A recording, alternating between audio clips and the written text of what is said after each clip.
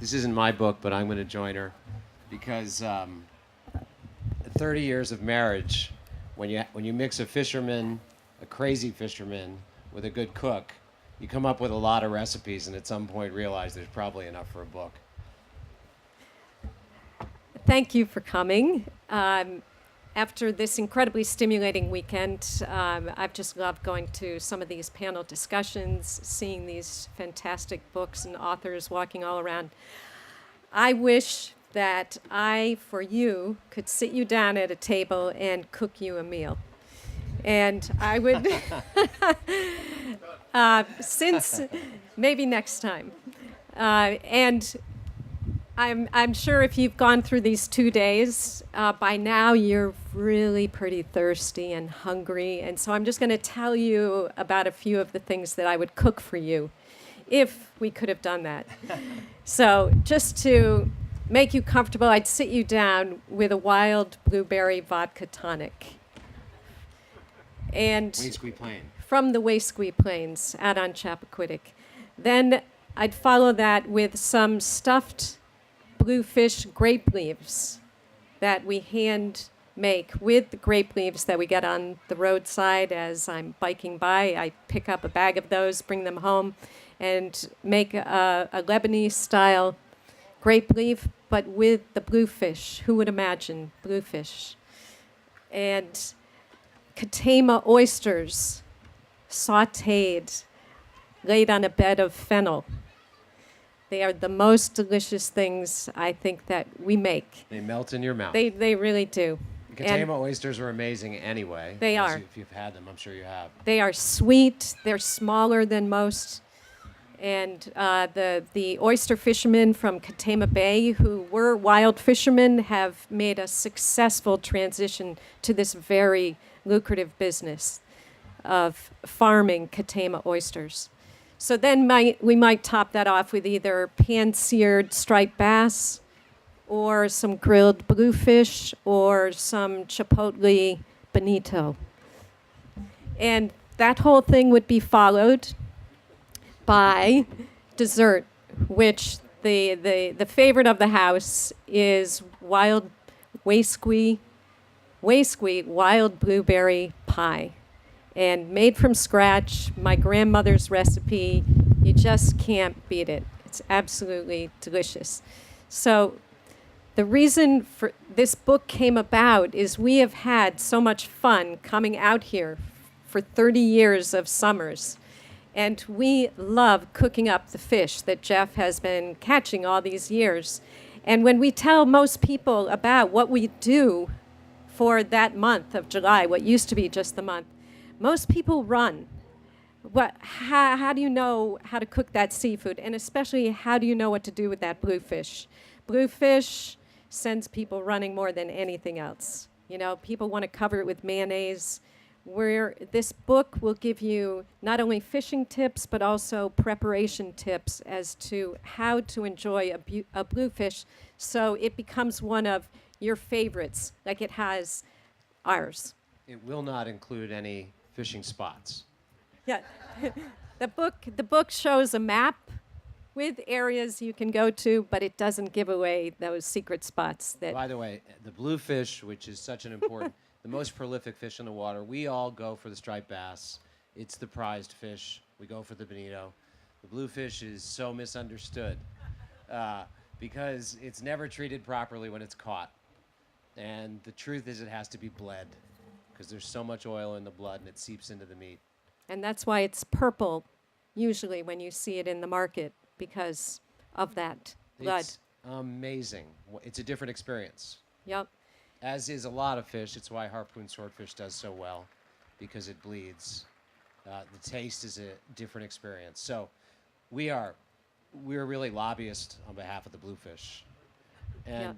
they're everywhere. So it's an important part of the book. And Yeah, we do go into all the fish, all the different types of fish that Jeff pulls in over the course of the summer. But the bluefish is one we particularly like, and smoked bluefish is shown in a picture that will probably surprise you by how delicious it looks, and very white. We literally do live off the sea in the time they were here. And as well as the fish that Jeff brings, we also forage for shells, for clams and the oysters. We pick the blueberries up in the Wasque Plains, and we also go for the grape leaves. And the best thing that's happened to Chappaquiddick in the last year is we now have a local farm called Slipaway Farm. And they are 4 of the most dedicated young farmers that you'll meet. One of them is Jan's daughter, and the other of the 4 is Jan's son. And they are the pride of the island, and they have really they've brought not only a great meeting place to the island, but everybody really loves seeing their effort for sustainability on our island. You know, one of the things that I think we talk about is that there's a tendency to sort of forget about where your food's coming from. One of the great rewarding aspects of eating what you catch is that you're one with the fish, and you're bringing in the meal for the family. And our sons always took such great pride if they caught the fish that day and brought it in. And there's a section in the book that Melinda's going to read later, I think, that speaks to that beautifully. It's my favorite. There, as well as the recipes that we include and the fishing tips, we do have essays. My writing is throughout the book, but we have essays by an island writer, Brad Woodger, who writes for the Vineyard Gazette, and he has written a summer column on Chappie for years. And we've always loved reading his take on what's going on around the island. And he can be very thoughtful, too, about those simple things about island living that we love. And would this be a good time? No, or did you want to? You know what? I'm going to talk a little bit about 60 Minutes because it does play a role in this. 60 Minutes, strangely enough, it's a very intense place, as you might imagine. And there's a great aspect to it, which is that we go into repeats in the summer. It's not that we don't stop reporting. We start actually working on the fall season in March of the year before. But one of the great things about repeats, aside from the fact that most of our core audience is so old they don't remember they've seen the stories, is that years ago, it's a tradition at 60 Minutes that we take July off. The whole place shuts down. Because it's difficult for us to take time off during the year, which is why if you knew Mike Wallace or saw him around here, you saw him usually in July. He was the only one who didn't enjoy taking a month off and drove the rest of us crazy calling about stories he thought he should be working on. But it really was, for me, to have a month, if you're a fisherman, to have a month off in a place like Chappaquiddick, which Kib Bramall, who writes, endorses the book, he's one of the great fishermen of Martha's Vineyard, writes about it as world-class fishing, which it really is. Putting a fisherman in that setting for a month is like a kid in a candy store. And the combination of that, great fishing, and my love of it, I've just been obsessed since I was a little tyke in a rowboat, which is, I think, what you hear about with most fishermen. They just need to do it for some reason. And you love the hunt. Yeah, it's the other aspect is the hunt, and the satisfaction, the fulfillment that comes from hunting down your meal, and a meal for the family or for friends, because you bring in a nice striped bass and you can be serving 20 people without any problem. The other part of it that is really important to our life on Chappaquiddick is that we're a little bit obsessive about this, is that by catching what you eat, you avoid the thing we want to avoid the most, which is a trip to the Edgartown A&P. And That's true. We've been very successful at avoiding it. I think this year, more than ever. We've probably gone twice. It's true. And but that's all part of it. You know, when we were young and the kids were young, I didn't have a boat. It was all from the beach, and we didn't have a backup plan. Our friends used to say, well, they'll eat hot dogs tonight, but we didn't have any hot dogs if we didn't get a fish. So we had to get a fish. And it's amazing how what was good about that is it helped me learn every single nook and cranny of Chappaquiddick and understand the tides and the temperatures, because it's all such variable fishing out here, and it is so tidal, and it is so driven by temperature and by time of year and which fish is coming in, which isn't. And to get one fish sometimes that we would, cut between the family was a little bit trying, I think. I used to say he knew every inch of the island so well that he would just put his nose to the air to know where the fish were going to be. And eventually he'd get there and he would come home with a fish. As he said, sometimes it would be a small one and we would divide it between us. But also over time, we have learned how to make use, I like to think the Native Americans would have, of every part of the fish. Whenever he brings in a striped bass, I'm using that for stock. And we just know how to take advantage of everything that is brought in, and we use it well, and we don't waste. And I think that's a good lead-in to Brad's. Yeah, Brad Woodger wrote my favorite essay, as I said in the book, which is Melinda's going to read. It really says a lot about, I think, what's important. And so many people on this island, on Martha's Vineyard, live this way. It's not new. But I think the fulfillment that comes from it is part of what drives us all. The title of this essay of Brad Woodger's is A Fishing Affair. Is there a more intimate relationship than that between a man and fish? A more tactile, visceral, and immediate connection between two beings? Very few efforts in life provide such a complete bond between struggle and reward. Picking and eating a berry is one thing, catching and eating a fish another. The same is true in a different sense from those challenges undertaken purely for sport and those that feed oneself. A long, grueling tennis match may satisfy the id and ego, but cooking one's catch satisfies a whole lot more. Perhaps this is why some people genuinely love fish, and I don't mean simply as a food.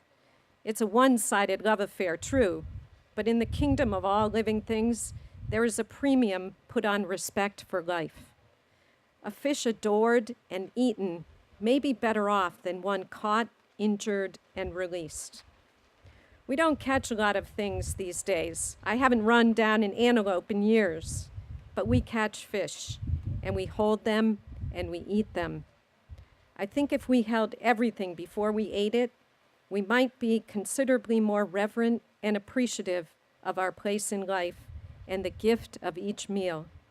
Ask a fisherman, he'll tell you. That's our favorite.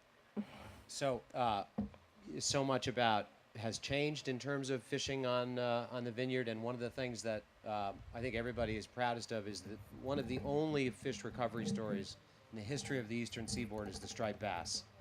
And it's really plentiful again, though there's always concerns, and the rules and regulations about the bass are intense in terms of what we can keep, and the commercial fishing season is very brief. In fact, now is the moment to take advantage of some of these bass recipes, because you can buy the striped bass during this 2-month period.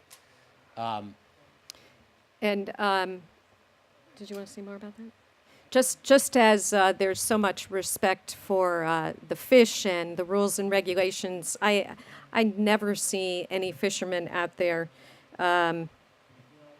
disrespectful of the fish or trying to pull in a fish that is really just under and trying to get away with it.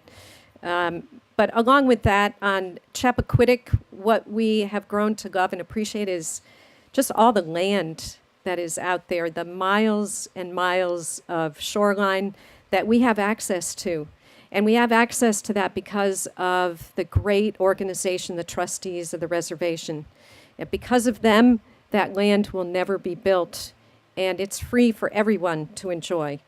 And we do that. And I've done that with my camera for years. It's just been a great playground for me to just go out there and take pictures. And in this book, hopefully if you've been to Chappaquiddick, you'll enjoy some of them. If you haven't been there, I hope it entices you to take a drive out there.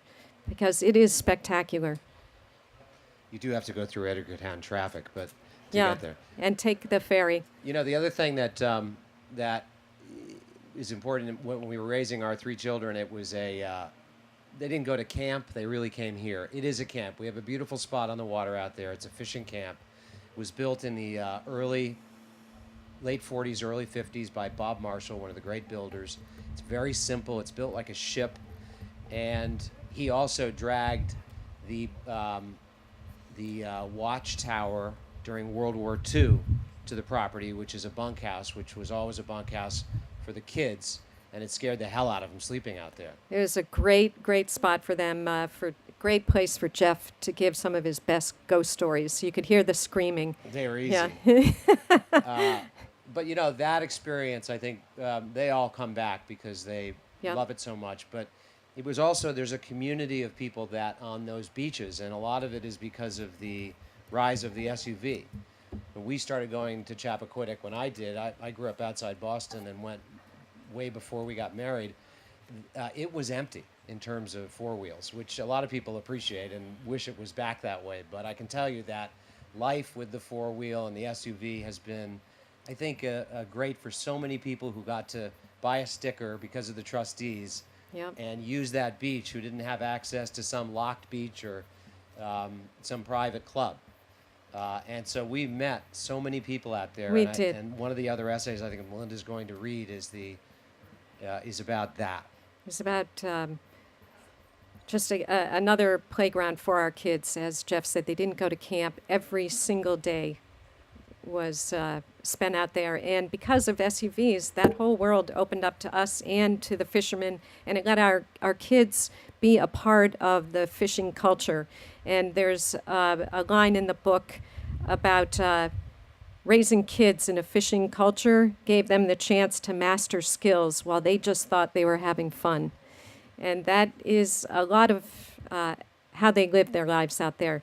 But this essay Jeff's referring to on SUVs really does paint the picture of the life out there, which we think has been one of the most valuable things and a great gift to our kids.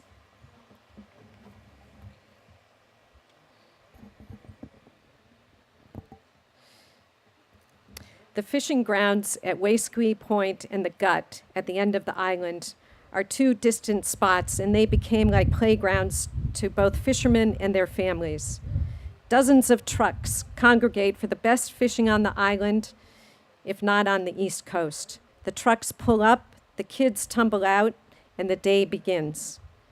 Over the years, we collected a big pack of friends on those beaches. We'd line up our vehicles or circle them like the old wagon trains on the open plains. The summer days we shared with friends were long and full. There were football games, wiffle ball games, drama shows, wrestling matches, and all the while the fishermen had their rods lined up on the beach with their tackle boxes opened up and ready to go. They kept a constant eye on the water, watching the birds, the tides, the current, and looking for any bend in a rod to signal that the fish were there. We'd stay in our spots all day. We'd wait for the golden hour when the sun wrapped us in all the warm light. And then we'd break down camp, pack it all up, and a caravan of cars would head home for the night.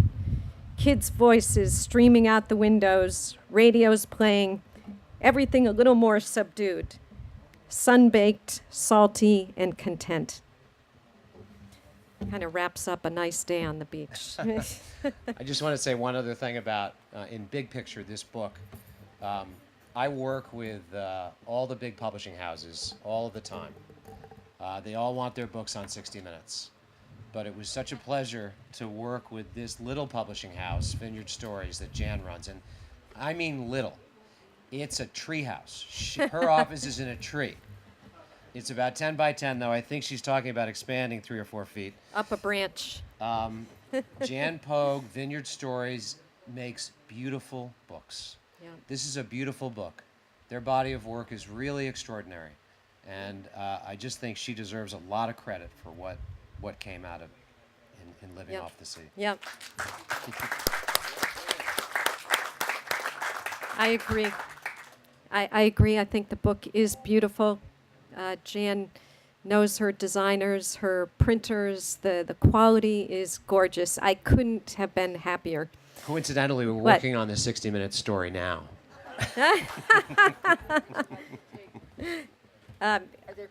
No, I just wanted to say that I hope you think of the book as a way to take part of summer home with you.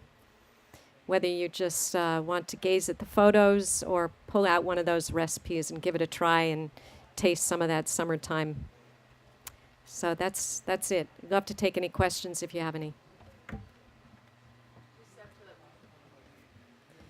Whit, you have to step Wait, up. you can shout. You can shout. I can shout. Does he allow you in the boat and do you allow him in the kitchen? That's good. That's a very good question. Yes, I feel lucky to go in the boat with him. He really knows his way around so well, and he's taught all of us how to fish. So I have to say I brought in some fish. I'm happy to say that. She's brought some beauties in. She Yeah. comes out 2 or 3 times in the summer. Yeah, because we have a lot of friends and family, and everybody's vying for that time with either Dad or their friend So Jeff. Whit, I do take part credit for the cooking because I am in there. We do it together. And I- he's big on the grill. We use the big green egg, and it's the best thing that ever happened. And you know, part of Yeah. it is when you think about a bluefish fillet to grill, which I do on the grill. With that grill, it's 700 degrees, between 6 and Yeah. 700 degrees, and it's beautiful. It just works so well. Yeah. And she describes how we grill the fish, but it ends up, and you'll see the picture, not looking like your typical grilled bluefish. Yeah, and we do have fun in the kitchen. Yes, we actually love it. Yeah. No, that's what you're going to learn. Did good you buy the question. book yet, Alan? Alan, did you? Okay, good.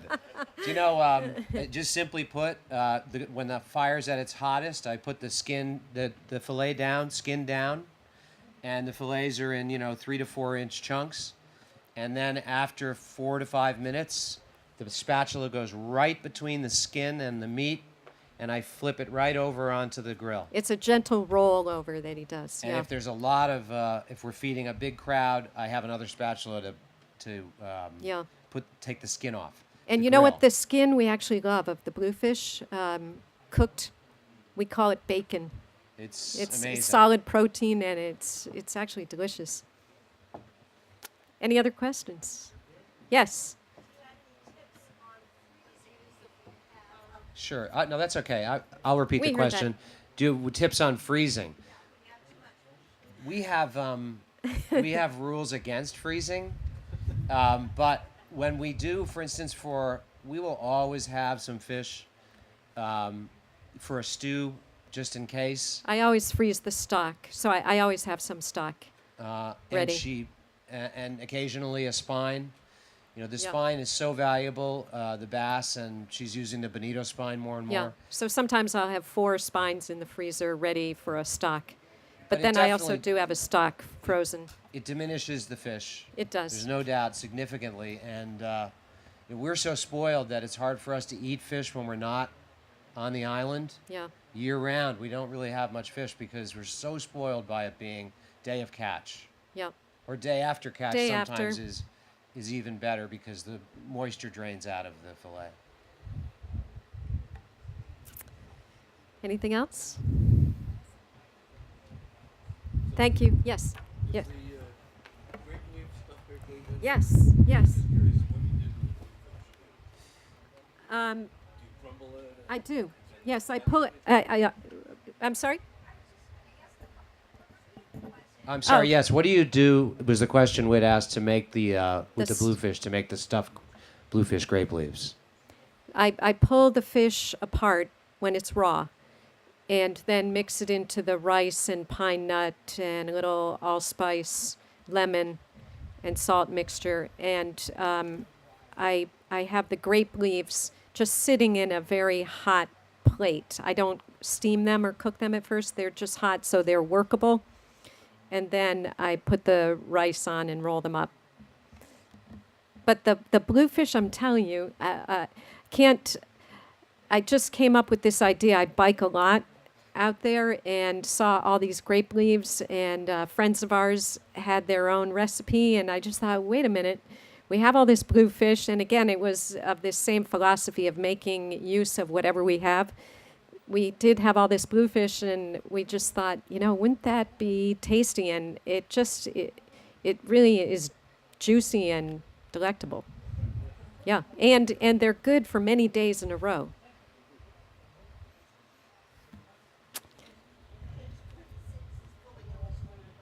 Yeah. Are there grape leaves They're- everywhere? Yes, oh, they're everywhere. Everywhere, because we also bike out here to Menemsha. They are everywhere. Chilmark, yeah. Yes, you're Yes, right. it's good to use them. They're Yeah. everywhere. I think they probably were when Gosnold first named Yes, the island, too. that's the case. Yep. So thank you. And yes. Since I'm running the sound system, I'll use the microphone. Could you tell me how the erosion on Chappaquiddick has affected your fishing this year? Sure. The event that's happening on Chappaquiddick is a little bit different from what's happening in other parts of the vineyard. The breach is what created it, the breach in the barrier beach between Katama and Chappaquiddick. And I have loved every minute of it. It's been unfortunate for the one house that has obviously been a big issue for us on Chappaquiddick for the past 2 years, which was seriously threatened. But the event of the breach opening moves the cliffs every time it happens, and it happens more often than not. As far back as maps go, there's an opening that creates the same thing that has happened. And if you've read about the Shifter House move, it could have been predicted if someone had just gone back and looked at all the events that had happened just like it before. That beach will grow way back out 1/4 of a mile as soon as this event is over, meaning when the breach closes. For me, the breach opening means that I can go to what I call the market and get a fish within 20 minutes because Yeah. I am with our boat. We're right near the Barrier Beach, right on Katama Bay. My boat is right there in front of the house. I can get in it as I have often done. If we're struggling, we don't have anything for the night, and go Yeah. get some fish, and be back in a half an hour. Yeah, as opposed to an hour. Well, 45 minutes yeah, to an hour or more. to So, go all the way around. Yeah, the breach is. I love it, and Yeah. we spoke at Edgartown Yacht Club recently, and they hate it. Yeah. So But I think the breach has also been great for flushing out the bay, and I think the oyster farmers are really happy with it. Yeah, they love it. So Yeah. in terms of fishing, and also I'm a big night fisherman, which you have to be with striped bass. And the breach itself, not this year as much as the past 5 years, there have been spots near it where the bass at night have been terrific. Good question. Yeah. Any others? That's all. Thank you very much. Thank you. Thank you for your time. Thank you so